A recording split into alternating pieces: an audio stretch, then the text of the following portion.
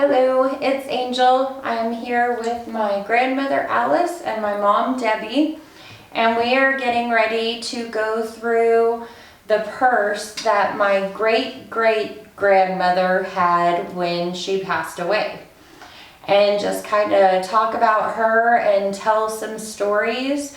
She is probably the only other gardener in my family that gardened with a passion and not a purpose. But, go ahead, Mom. You should take one out the bag first.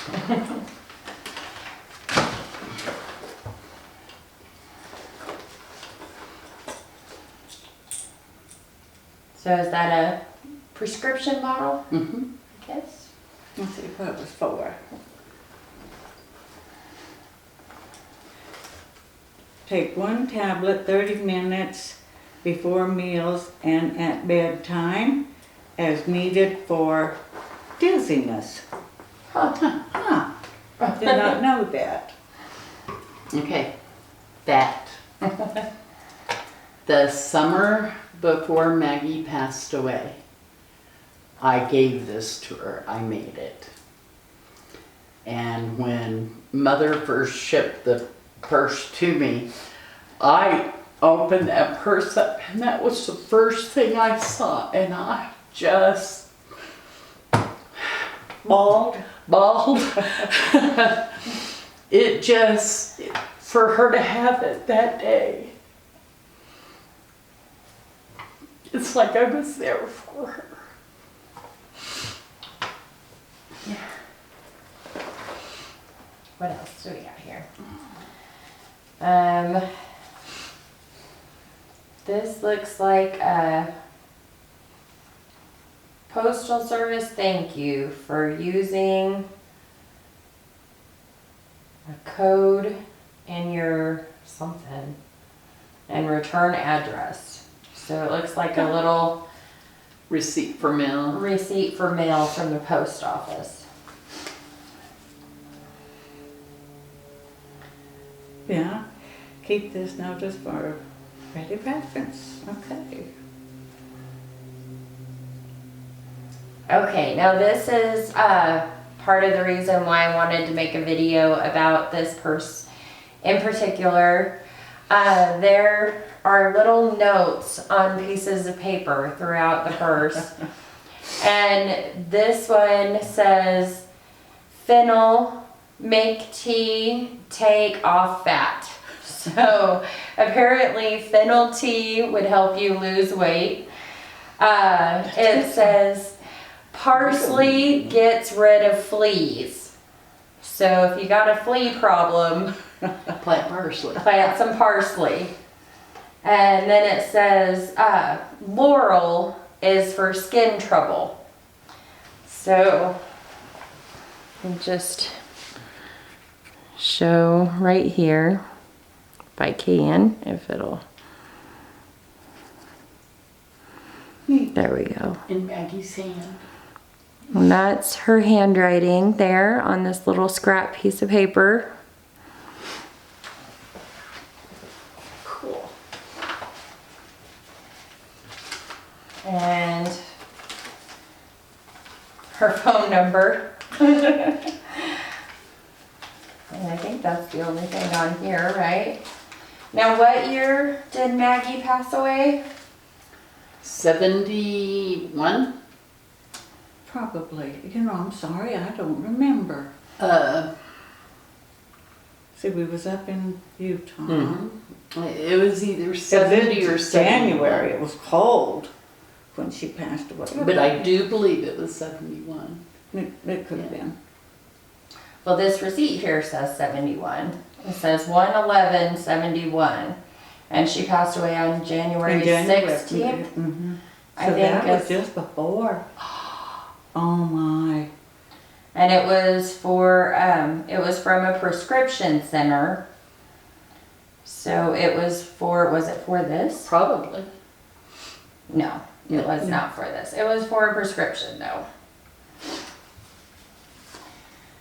And then here we have her Railroad Retirement Board card, Her pass. her pass To ride the Frisco Railroad. to ride the train. Yeah, ride the train, yeah.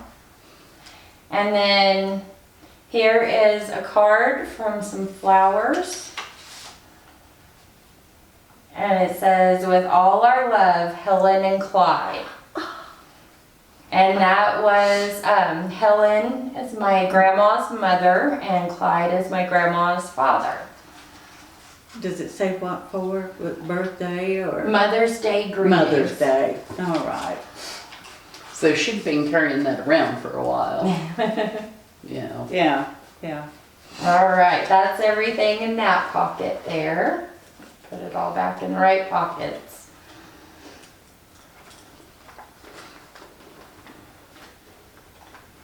Got another zipper here. And we got a pen. Oh, wow. The pen says First Finance Company Incorporated. And doesn't say where. So It's it gotta could have be been Springfield, I'm thinking. probably Springfield. I'm thinking. And then A magnifier glass. a magnifier glass.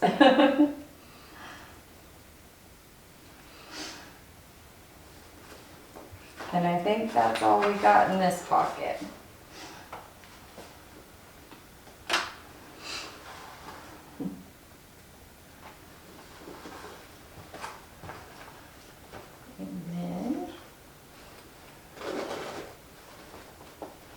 And here we have her change purse. Oh, Uh-oh, wow. that has It's a hole in falling it. apart. Oh, wow. Yeah. And in it, we've got some pennies and nickels. See how to vacuum seal that one separately. Yeah, yeah. Yeah. We've got another bag that has a little name tag that says Jeannie. Oh, wow. We've got a little 4-leaf clover charm.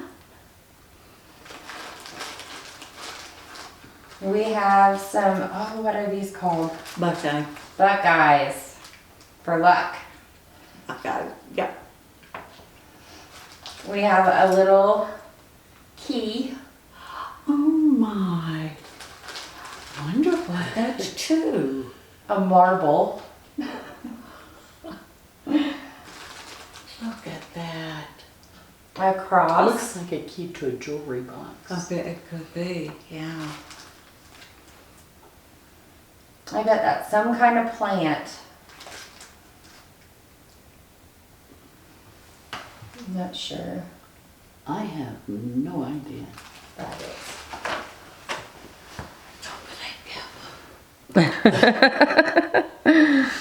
If it is poop, it's Didn't you petrified look at poop. this before you sent I mean, it it's to been so long. Mm. Was that how long ago has it been since I sent it to you? It was right after you went back home when you came to visit. That one time. Okay. All right, we've got a little bead that has a person. Oh, it's a Egyptian, it's like a pharaoh Let me see. Oh, with his my. nose off. We have a coin with a hole in it. What? And I can't read anything on that. We have another little charm. And I can't read what that says. She has the glasses. And a little blue button. I can't even see it with my glasses. Let me get a And then some magnifying more glass. change. But this isn't change. That's Might be a like a squished tax penny for maybe. taxes. somebody laid a penny on the railroad I bet track that's what and it the was. train ran. That's the way they used to, yeah, that was a kind of a, Don't do that Yeah. at home, kids. yeah, don't do that at home. A teeny tiny Bible. Oh, wow. Just teeny tiny. I don't want to open it up too much. But see.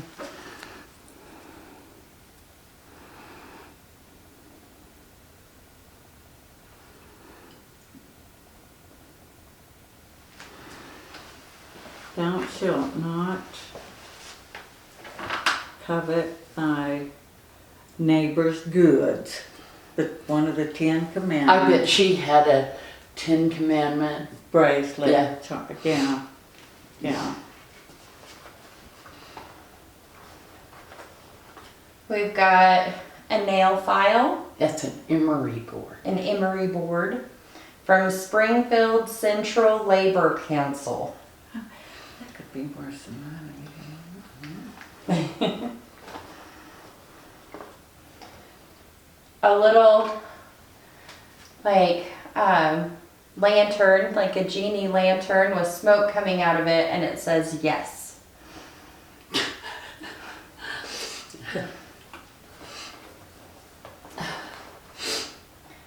Have another skeleton key with a ribbon on it. That was to her front door. It's her front door. And everybody else is in the neighborhood. Yeah. Why even have locks? That is a skeleton key. All right, that's all we've got for that bag. That's quite an assortment. Oh. At least 2 keys. Mm-hmm.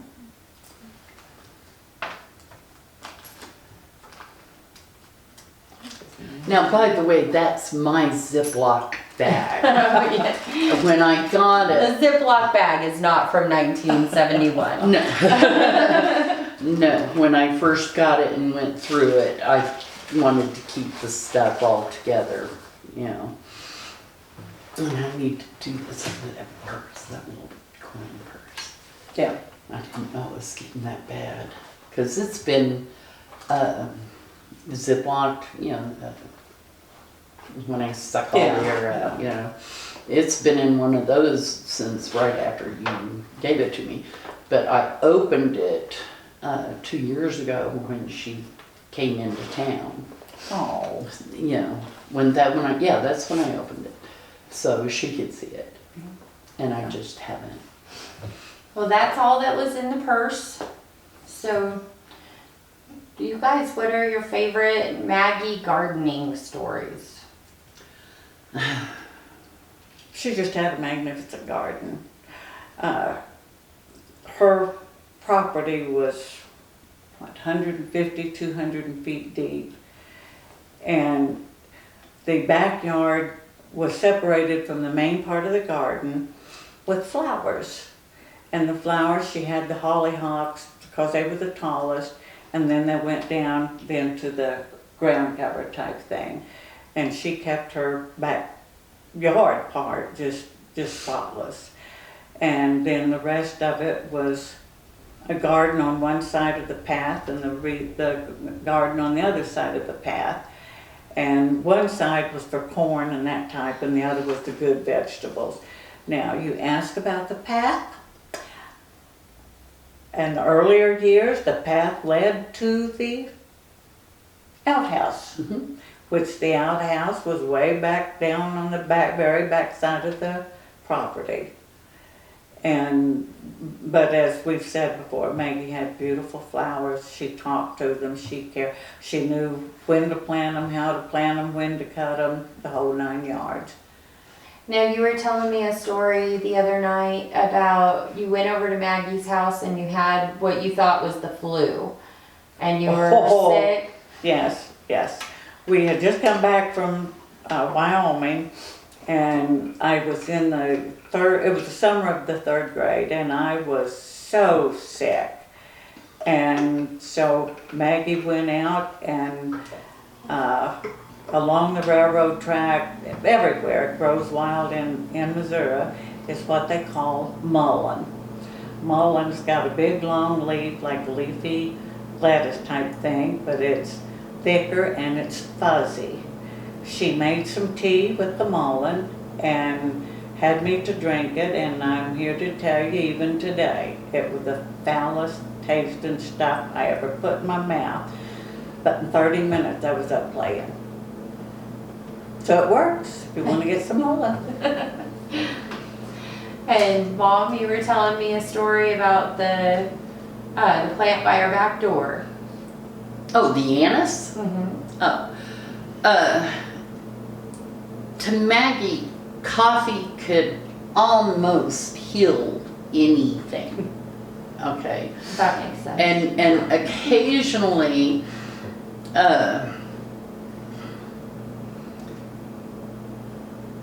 she would mix other things in the coffee to cure whatever ailed you. And I distinctly remember, I think it was the woman that lived like across the street and over one house. No, because the house across the street was on the corner. Oh. I don't know. Directly? No. Well, then it was the house across the street. Okay. Then on the other side. Came over, and I don't know if the other kids were outside playing or anything, but I was sitting inside with Maggie watching General Hospital.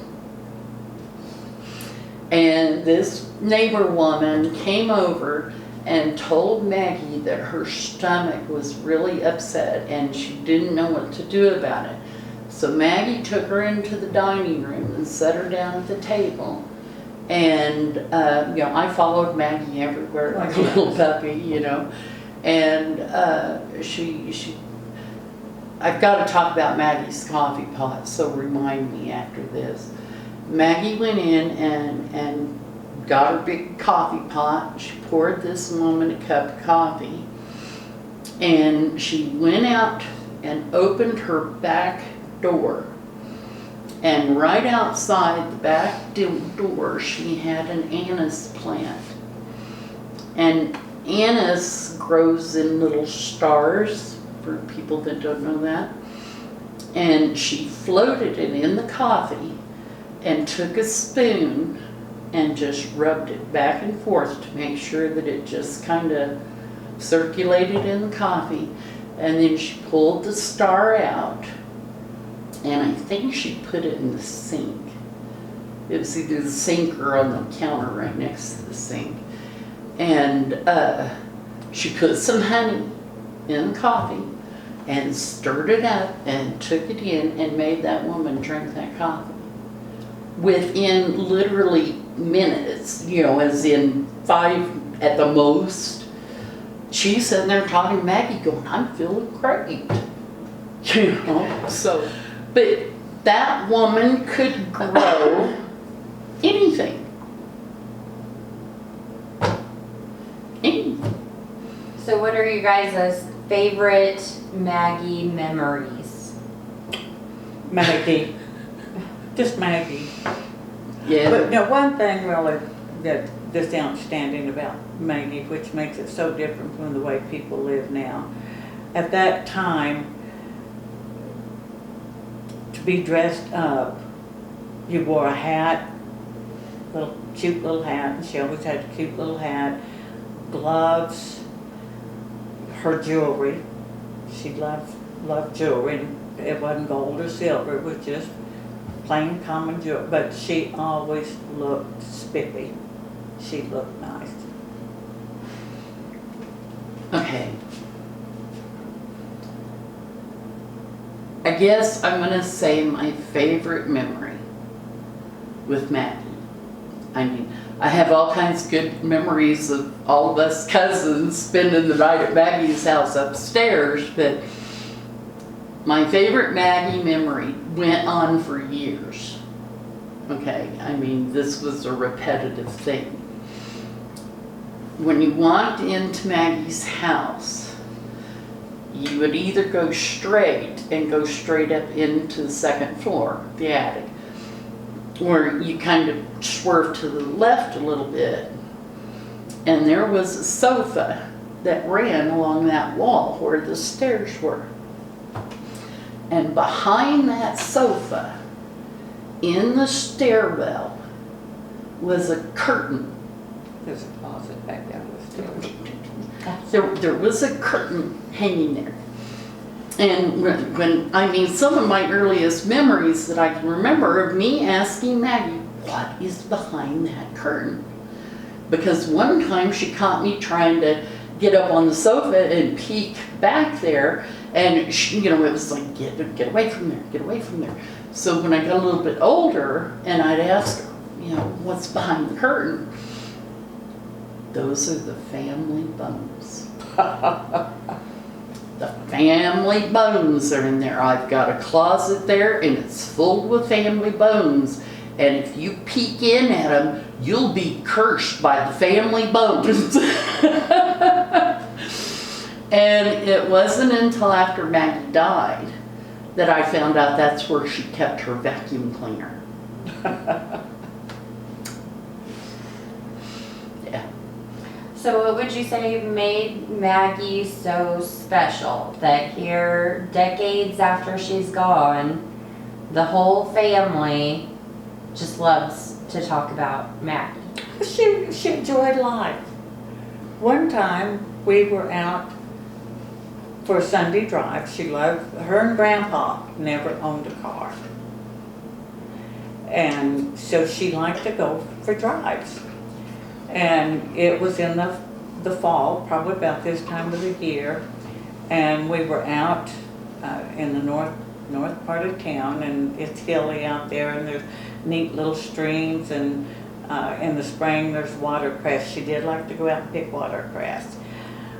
But we was driving down the road, and just about maybe 10 foot on the other side of the fence was a persimmon tree. You remember that? So stop the car. It's persimmon picking time. Baggey never wore a pair of blue jeans or anything in her life. She always wore dresses.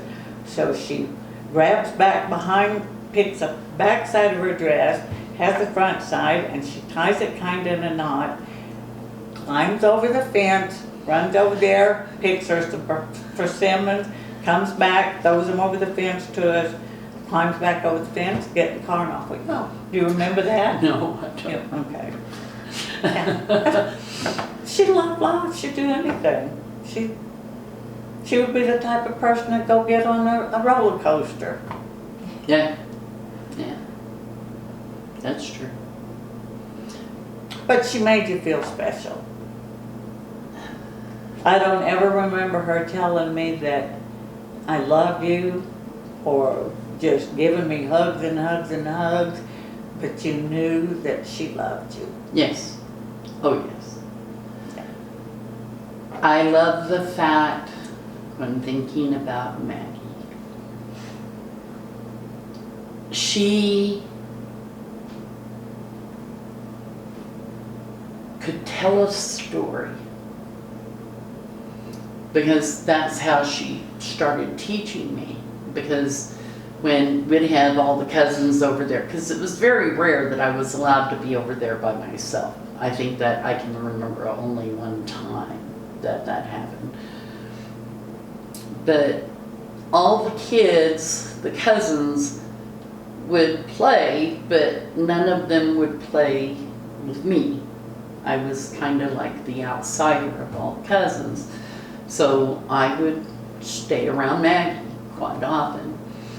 And she told me about being Cherokee. She told me about the things that her great-grandma taught her, about how to plant by the moon, how to cut your hair by the moon. You know, if you want it to grow fast, you cut it at a certain phase of the moon, and if you want it to not grow as fast, you cut it on another.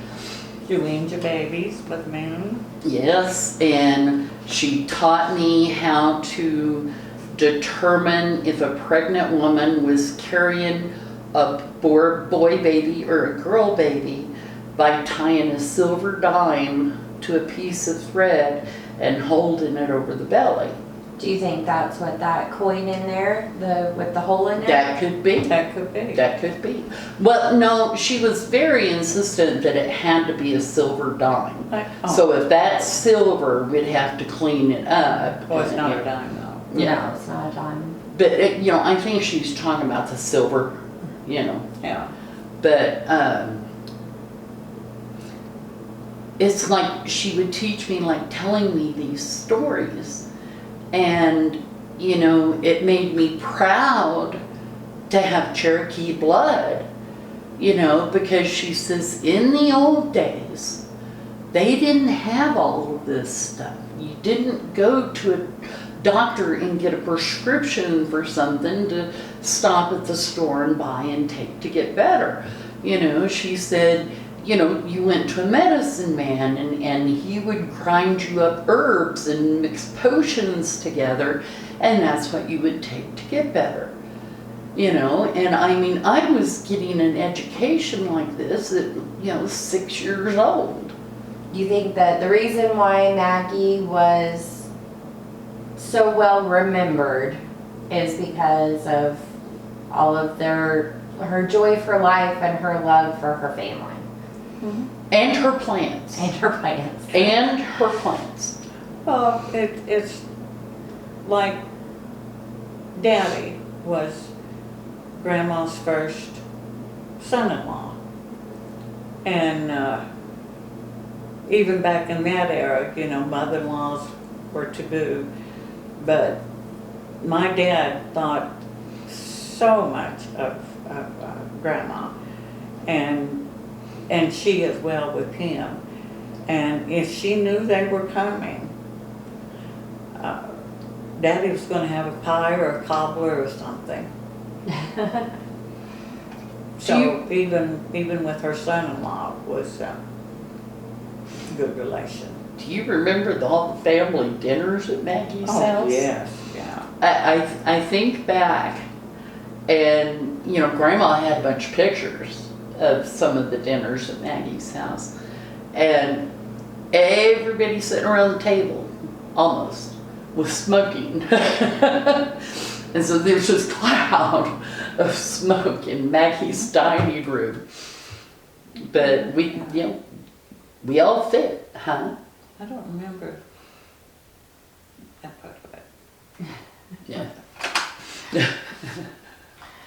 So, you know, Maggie passed away years before I was born. Yes. Yes. When I was born, what did you want to name me? Your name was supposed to be Maggie May. And that was for Maggie and Olivia May Baker. You know, so, but, you know, your father did not want his daughter being named after a Rod Stewart song. Oh well. All right. Well, I just wanted to make a little video to remember some of these really awesome stories. Thank you for watching. I love your guts. Have a wonderful day. Bye.